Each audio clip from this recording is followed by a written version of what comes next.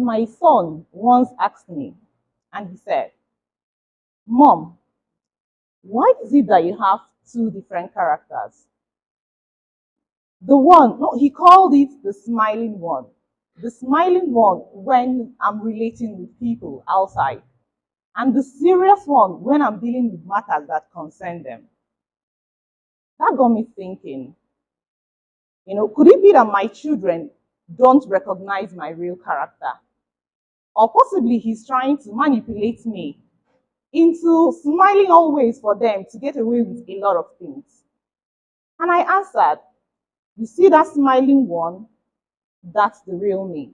Because I love to smile a lot. I consider it as a gift from God. And you see the serious one? That's still me, that I've raised up to be his mother. Parenting is the process of raising children.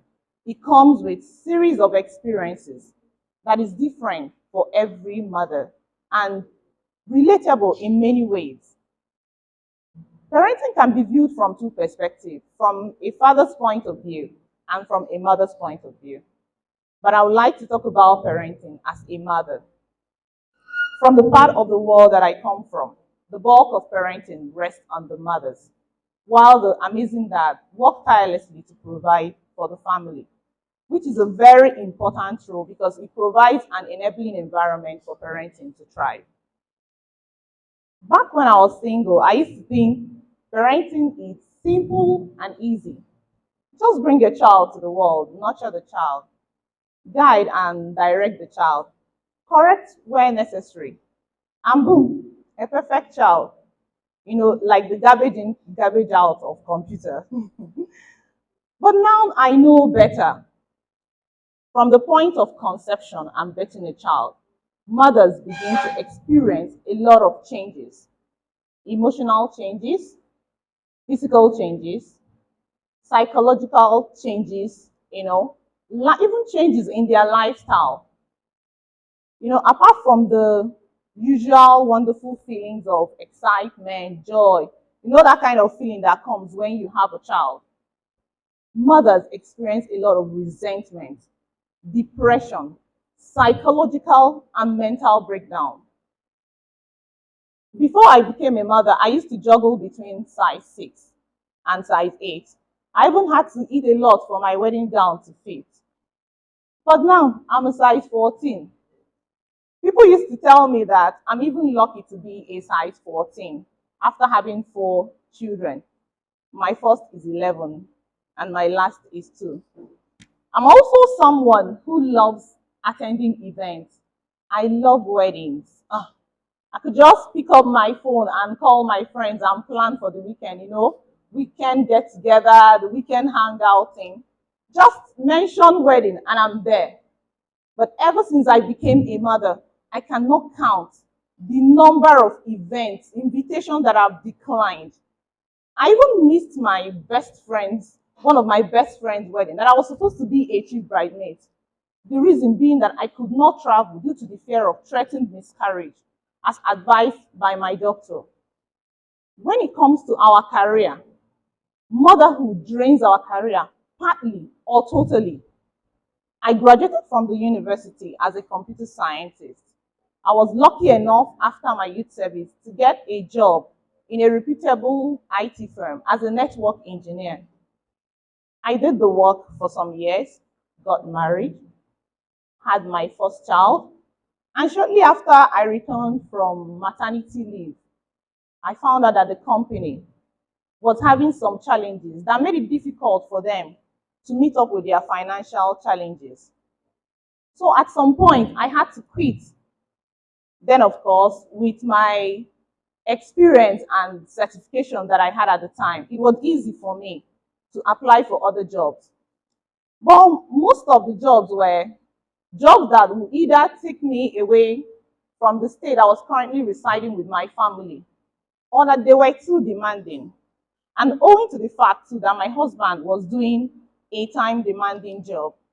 So I knew at that time that I had to decline pursuing those offers. And instead, I embraced my long life passion as a fashion designer, as an alternate career path.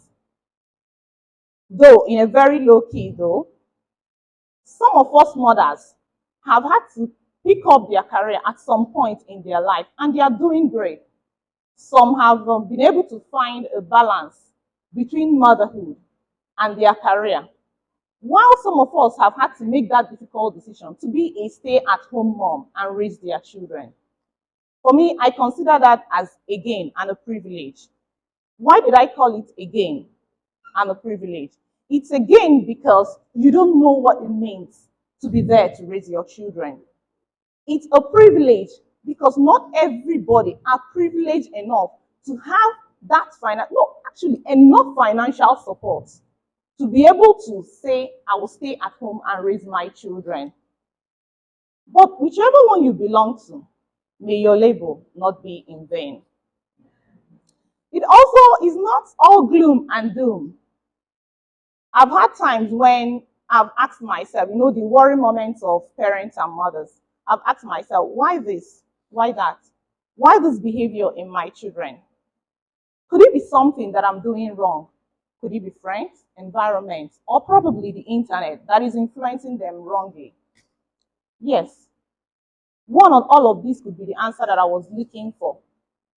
But then we usually forget something very important to note. Our emotions. How stable is our emotion? How are we able to manage and control our emotions as parents? I've come to know that emotional intelligence plays a vital role in parenting. It solves a lot of problems and answers a lot of questions that we're looking for in parenting. I've also come to know that parenting is a skill. It requires a lot of acceptance, patience, tolerance, knowledge, and understanding. Motherhood and parenting also play a vital role in the society.